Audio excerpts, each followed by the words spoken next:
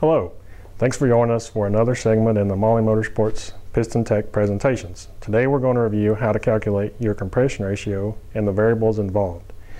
Simply stated, the compression ratio is the total volume of the engine divided by the clearance volume of the engine. The total volume includes our swept volume plus the clearance volume. The swept volume, which you see the equation for, is another way of saying the displacement, which we're all familiar with as the cubic inch displacement, although for the compression ratio we only need to consider one cylinder.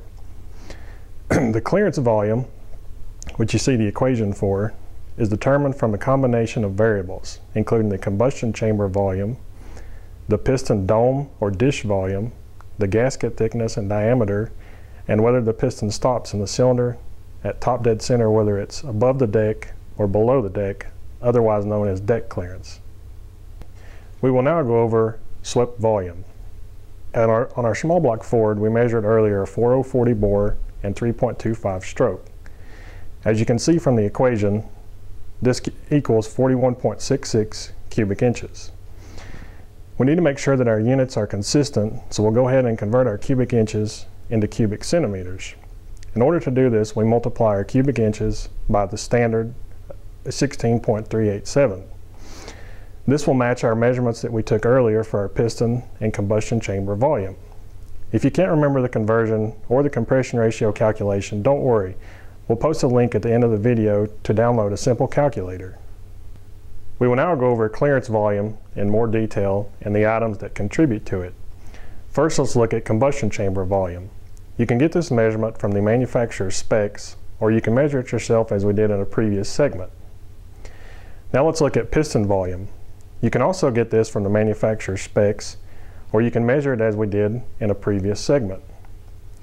Gasket volume.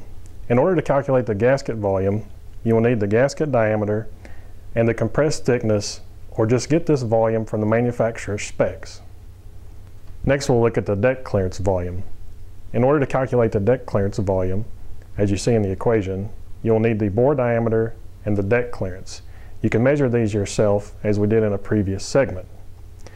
Some words of caution. If you're not using a pre-established calculator, just be sure to use consistent units and be aware of positive or negative signs. For example, dishes add to the clearance volume while domes will subtract from it, and your deck clearance volume adds to the clearance volume if your piston is below deck and will subtract from it if your piston is above deck at top dead center. Now let's put it all together and enter it into our calculator. As you can see, we put in the bore, the stroke, our chamber volume, our deck clearance, being sure to note whether it's negative or positive, our gasket thickness, gasket diameter, our dome or dish volume. Again, be sure to indicate whether it's positive or negative, and you can see we get a result of 10.22 to 1 compression ratio. Now let's go over some estimations and assumptions while calculating your compression ratio. If you don't know your gasket diameter, you can approximate this with your bore diameter. This only changes your compression ratio by about a tenth of a point or less, which is insignificant in most cases. Your gasket thickness or compressed gasket thickness has a much bigger impact on the compression ratio calculation.